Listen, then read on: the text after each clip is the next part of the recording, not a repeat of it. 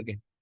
So there are two things that I'll say before I start interview. First, like I said in the lecture, when the teacher has everything about yourself through your profile or whatever the form you have submitted, so they might ignore those questions which they ask in order to know those things only. और अगर आप उन्होंने नहीं देखा है, detail तुम्हारी profile नहीं देखी है, तो probably they will ask with the question, traditional question, that tell us about yourself. ठीक है. तो I will ignore the first question, tell us about yourself. Second is कि जैसे एक इंटरव्यू होता है ना, तो this is to assess you on different criteria. कुछ 100 मार्क्स या 200 मार्क्स के लोकेटेड होते हैं और डिफरेंट क्राइटेरिया पे उसको दिया जाता है. And in order to assess और जज यू ऑन दोज क्राइटेरिया, वो बहुत एक comprehensive nature of question sets आ ही जाते हैं उस इंटरव्यू में. रैंडम ही आते हैं लेकिन आते हैं, because somehow they have to put marks on every criteria. तो इसलिए अभी जैसे जो मैं अभी इंटरव्यू ले रहा हूँ, it might not touch all the criteria, क्योंकि we might be focusing on 1-2 parts more, है ना. तो it's not a comprehensive mock interview. ठीक है. मतलब with this mock interview I can not mark you properly as the rubric. ठीक है. But will try to cover as much as things, subjects और criteria, जितना हम अच्छा डिबेट यहाँ पे कर पाए. ठीक है. तो first question for you is कि tell me about your undergraduate degree, that what you have learned there, and what are the good thing or bad thing there, and why do you want to go for public policy after this degree, है ना. चलो start. Oh, yes, sir. So I'm currently pursuing a bachelor's in business administration honors at Pandit Deen Dayal Energy University. So our curriculum is good because in the first 2 years, it gives the exposure to around 32 subjects. So we have around 7 to 8 subjects per semester. So in that we receive the overview of all of the subjects, and later after that first 2 years, in the later 2 years, we have to pick two subjects from them out of the 32 subjects and do our specialization. So in the last 2 years, I have the major subject is finance and my minor subject is public administration. So I definitely think that our curriculum is good. And in the like as I have mentioned, my major is finance. So in that, they provided the foundational knowledge about international finance as well as the stock market and other things. And in public administration, the course included personal administration in India as well as the about Indian polity and governance structures. Okay. So there was a second part of this question also. Why do you want to go for public policy? Yes. So, as I have mentioned, my minor subject is public administration. So, because of my journey began towards the public policy, because of the academic interest in this field, it provided me about the foundational knowledge about structure and functioning of governance in India.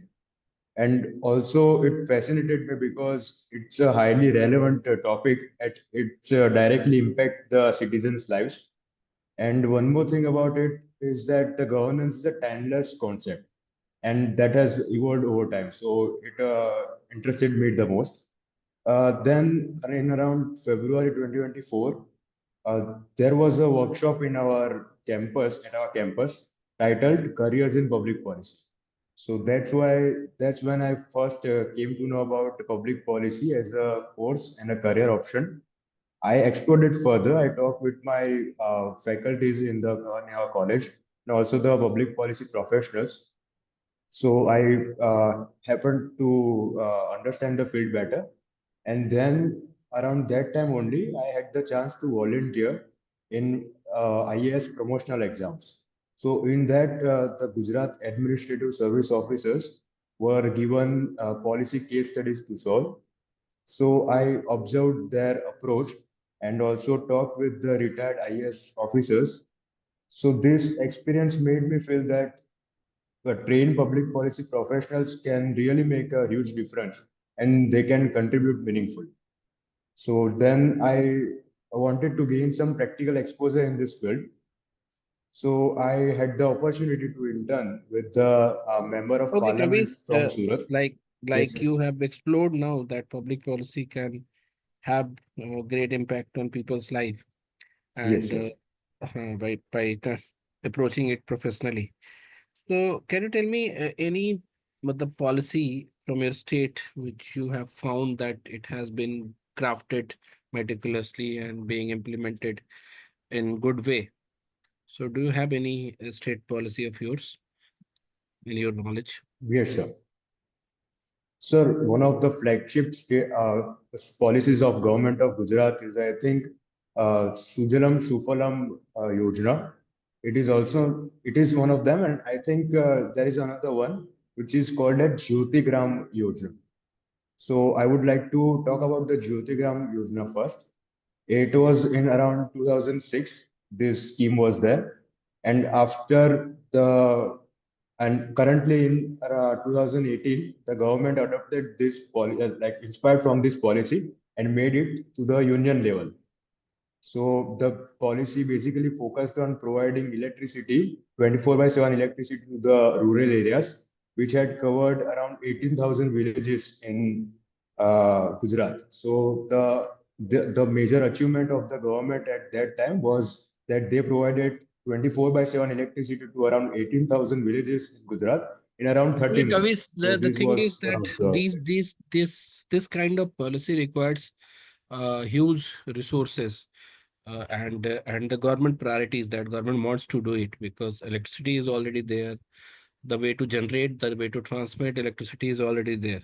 So the policy was good. The policy is good, like you said, but there was no complexity in it. It was like just it got the government's priority to implement that and to execute that. I would like to know that any policy that you have observed which has was tried to solve problem in non-traditional way or now working good or fine. Any such policy if you can remember from your state? So, as you are asking about the unique approach, I guess Sufalam Sujalam Yojana would be there for that the unique approach because the that scheme is focused, that policy is focused on creating better water management systems across Gujarat.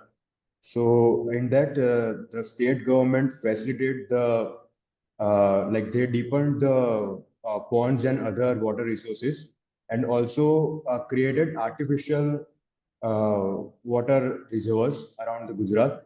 So that was like it had the basic water management practices. They had implemented the basic water management practices, but the unique thing about that was that they had the same implementation in very less time. And also, they had learned from the best practices around the globe. So, this was one of the skills. Okay, just to add to this मैं तुम्हें एक बताता हूँ example जो Gujarat government की initiative थी and it was a very great way to मतलब solve a particular problem. जैसे इंडिया में मेडिकल कॉलेजेस बहुत आसानी से नहीं बन सकते because you need a lot of resources और पेशेंट के मूवमेंट और हर मेडिकल कॉलेज जो है एक हॉस्पिटल से एक अच्छे खासे जो हॉस्पिटल से अटैच होना चाहिए। तो इवन जैसे Mhm. कोई प्राइवेट हॉस्पिटल भी खोलना चाहता है, सॉरी कॉलेज भी खोलना चाहता है मेडिकल कॉलेज, तो पहले एक हॉस्पिटल वो करना पड़ता है, एस्टेब्लिश करना पड़ता है, सारा सिस्टम को रखना पड़ता है and you have to call patients. तो एक सर्टेन नंबर ऑफ पेशेंट्स की वो बढ़ जाती है, फ्रीक्वेंसी आ जाती है, तभी जाके आपको मेडिकल काउंसिल ऑफ इंडिया देता है। तो अब Mhm. प्राइवेट वालों को भी बहुत बड़ा इन्वेस्टमेंट चाहिए होता है, बहुत बड़ा वो चाहिए होता है। मैंने ग्रेटर नोएडा में भी देखा कि एक दो ऐसे कॉलेजेस थे विच इस मतलब जिन्होंने बहुत पैसे स्पेंड किए हैं but still they could not get that number of patient in those area. क्योंकि आप शहर से हटके कराओगे तो वहाँ पेशेंट नहीं आएंगे, शहर में कराओगे तो फिर उतना बड़ा इंफ्रास्ट्रक्चर नहीं मिलेगा। तो और सरकार भी Mhm. इस तरीके से नए हॉस्पिटल आराम से नहीं बना सकती कई बार। तो इन लोगों ने क्या किया कि आपके स्टेट की बात बता रहा हूँ मैं, गुजरात में ऐसा हुआ कि कई सारे शहरों के जिसके सिविल हॉस्पिटल्स जो डिस्ट्रिक्ट हॉस्पिटल्स थे ना जो बड़े थे, सेकेंडरी स्पेशलाइजेशन और टर्सी लेवल स्पेशलाइजेशन का भी कुछ पार्ट था, उनको अटैच करके दे स्टार्टेड ओपनिंग हॉस्पिटल्स। है ना, जो पीपीपी मॉडल पे, Hmm. And that increased the number of seats in that state. ठीक है, तो वो एक बहुत बढ़िया इनोवेशन था। Yes, sir. बाद में तो जैसे the same practice is being used by UP government and Bihar government also, but they are making government hospitals only on, मतलब government colleges only Hmm. On those hospitals. ठीक है, तो फिर लेकिन उसमें क्या होता है Okay, कि so I जब would take अगर आप, about. हाँ, अगर आप कॉलेज को हॉस्पिटल दे देते हो तो फिर डिस्ट्रिक्ट हॉस्पिटल आपको एक अलग से Hmm. स्टेब्लिश करना पड़ेगा, because those two are separate entity, है ना। अच्छा, Yes, sir. चलो फिर, हाँ, next let's go for other question. What do you want to do ahead, like what's your long term or future goals? So, my short-term goal includes like working on myself in the also at the individual level and career-wise. Like I want to learn and explore the field of public policy, and through this course, through this master's program, and I want to build the right skill set and also the knowledge about public policy and grow into the public policy professional. And in the long term, I want to contribute meaningfully to the societal and national development through this role. So yes, these are my short term and long term. Yeah, let's say you get into the college and studied the program, and somehow you could not get placed, then what will you do? Yes. So, as I have mentioned, I want to grow into a public policy professional, not just to get placed, but I will develop my expertise in this domain. And yes, so I would gain some exposure through myself. I will try to gain this expertise in this field and the practical exposure in that. तो practical exposure कैसे मिलेगा आपको, आपकी placement नहीं हुई है अगर, तो how do you get practical exposure? इसमें जो की पॉइंट है Um, वो ये है कि this particular program comes with many capabilities. even if I'm not getting placed, I'll be able to get employment opportunity in multiple organizations for multiple role for a while, till the time I am not getting good enough role in public policy, है ना। तो ये question तो ऐसा है कि yes, आप sir. उस प्रोग्राम को समझ रहे हो Sir. कि नहीं, उसकी कैपेबिलिटी आउटकम्स को समझ रहे हो कि नहीं, है ना। हाँ सर, एक्चुअली इसमें मतलब मुझे ऐसा पोर्ट्रे करना था that I can also try by myself to gain हाँ, सम शॉर्ट टर्म ये प्रैक्टिकल नहीं पकड़ में एक्सपोजर। आया ना, ये बोल देते ऑफ कैंपस ट्राई करेंगे, देयर आर अच्छा। Multiple roles which are coming, है हाँ ना, सर, आई कैन मतलब स्टार्ट अब मैं विथ, ऐसे ही बोलना चाहता था। Yes yes. हाँ ठीक है ठीक है, तब वो बोला जाए तो ठीक है। तो मल्टीपल रोल्स हैं और भी कई ऑर्गेनाइजेशंस हैं, इंटर्नशिप अपॉर्चुनिटीज हैं, you can start with them and then you can grow further with the profile. ठीक है, यस सर। हो गया। तो मुझे बताओ कि where do you live right currently? So currently I am residing in Gandhinagar, Gujarat. My home town is Surat. Home town is in Surat. So tell me about your hometown. Like Surat has been considered as fast growing city. So what yes sir. policy problem do you see there, and you would like to suggest government to work upon that? Okay. So in Surat, around we have the population of 80 to 85 lakhs. In that, around 50%, according to the study of IIM Bangalore's research, 50% of them are migrant workers, mainly from UP, Bihar, and Odisha. And also, Surat is famously known as the diamond city of India. So around 90% diamond of the world is being cut and polished in Surat, and also it is famous for its textile industry. So those workers, around 42 lakhs of population of workers are engaged in those activities. But because of that, government is currently not able to provide them facilities such as their houses and other basic facilities for their children, like such as schools and other things. So this is one of the problem. It results in increase of slums and other disease and other problems. So this is the core problem which migrant workers are facing. So the government can, for this particular problem, the government can facilitate the housing, like as we have seen in the Pradhan Mantri Awas Yojana. they can facilitate housing for particularly focused for these migrant workers, and they can also open up schools like as we call in Hindi or Anganwadi, so they can develop them around their housing so that their children will also be able to study there. So this is one of the policies which government should have implemented in. Okay. So talking about migrant workers, even they, if they are working in diamond cutting company or companies which are earning a good profit, so why their life or their job doesn't have social security in it? Should you not come up with some mandate for the corporates which are working there and those who are employing these migrant workers to provide uh, good enough salary and facility to those people? My problem is, why are you expecting Yes, sir. government to do that? Why are you not expecting the corporates who are employing them to come up with social security Mhm. provisions or other facilities for them?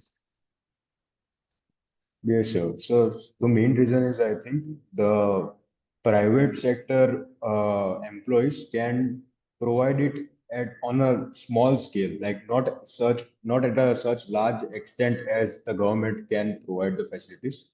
So this is one of the reasons. I think the private sector people will not be able to do it as the government has the capacity to give them these facilities at a large extent. Okay. But I think your policy session should also include that, because uh, if the companies are employing them, it's Hmm. their responsibility. And government can facilitate that by providing a common area to build colony or uh, maybe. Yes, so I think the government can promote private partnership for this. Hmm, good. Okay. So, Kavis, tell me that it's about Surat. Now come to Gandhinagar. Where you are living in your college hostel or some other place in Yes, Gandhinagar? sir. No, sir, I'm residing at my college staff. Okay.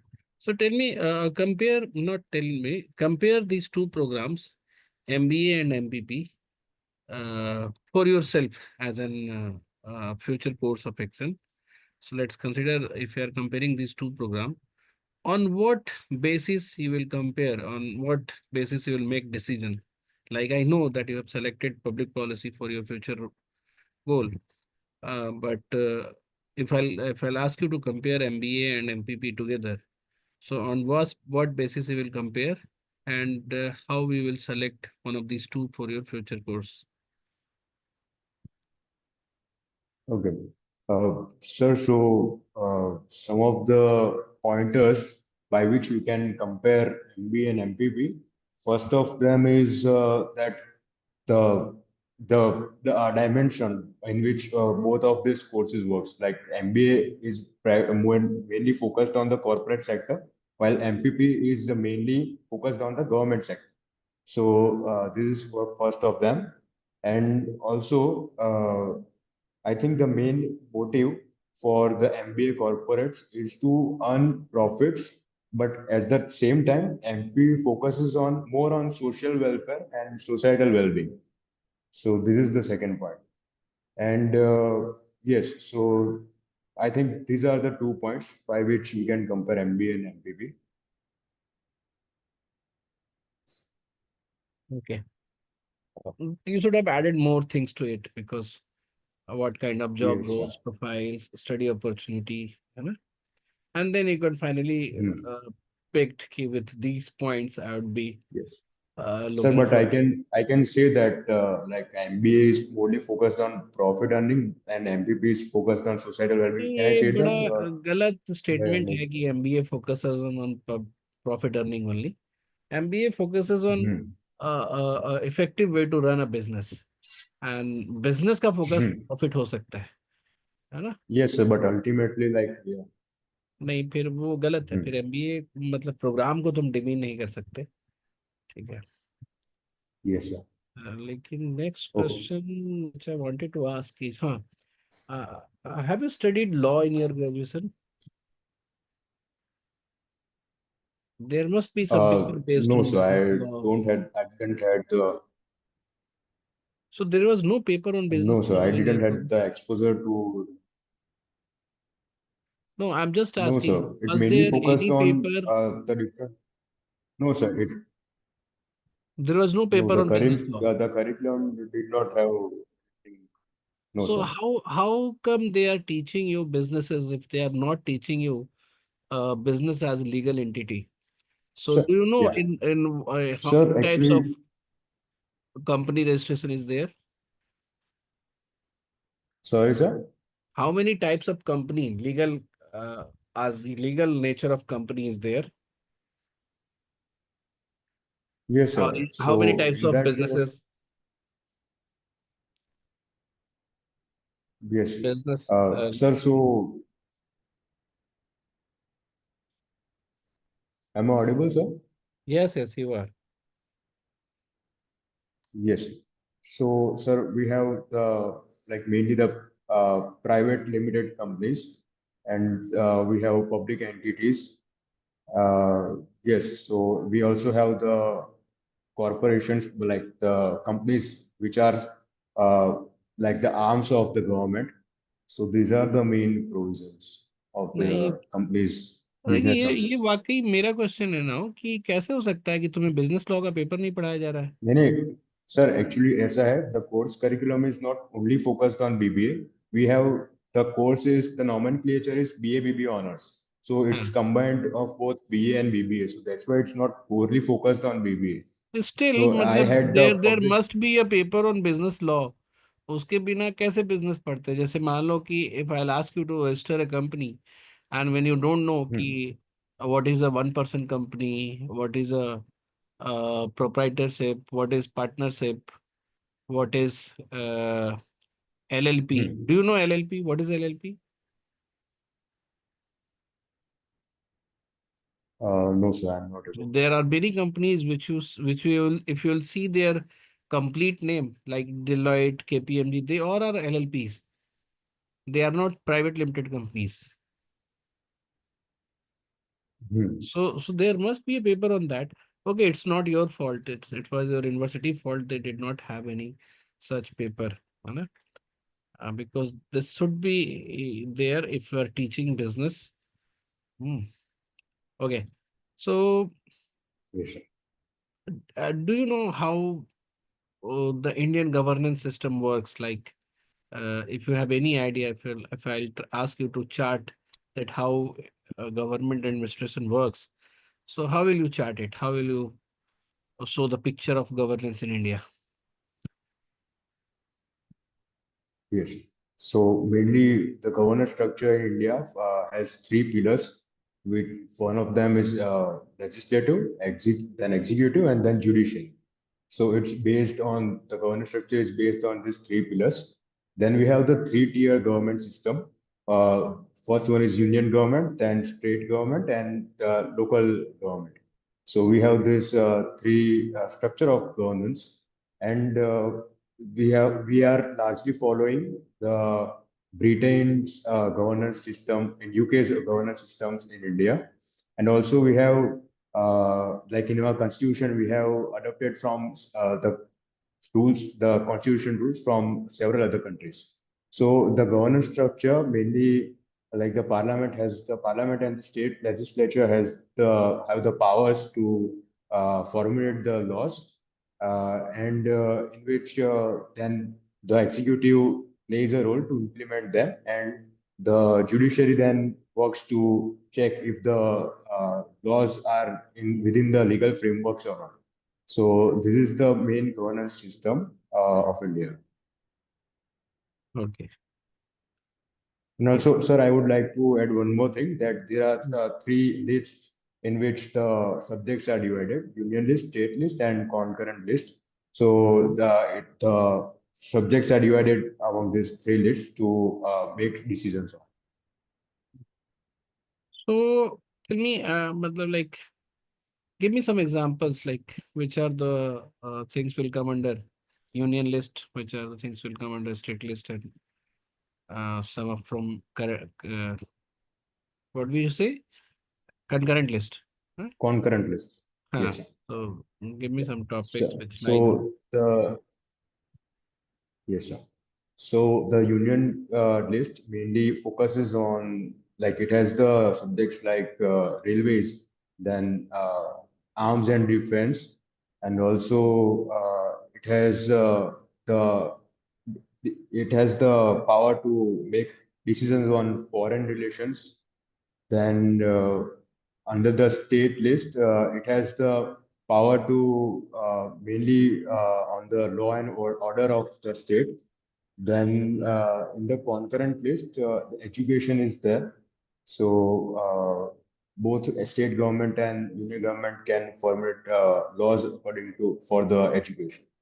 I'm not able to currently add more into this three list, but these are the main provisions of this list. लोग इसको दोबारा देख लेना है ना check Okay, sir. Okay so now tell me about your hobbies, like what do you like to do in your free time? Yes, sir. So I enjoy singing, playing guitar, and also practicing and studying yoga and adhyatma. And also I enjoy the study of Mahabharata and Bhagavad Gita. Okay, so tell me how talk about the government's priority on yoga, the current government which has tried to publicize yoga. Do you have any, Hmm. do you want to comment on this, like good or bad thing about this policy? Definitely, sir. Sir, so because of the efforts of this current government, day in the as the International Yoga Day on 21st June. So it is one of the achievements I can say of this government. And because of that, the soft power of India has increased. Like many people around the globe are practicing yoga and realizing its benefits. And it is only not focused on only asanas. It is a whole system of unifying your soul with God. So the people are now understanding about yoga not only as asanas but comprehensively. So it has increased the India's soft power with that. So yes, this is one of the achievements of this government. चलो ठीक है okay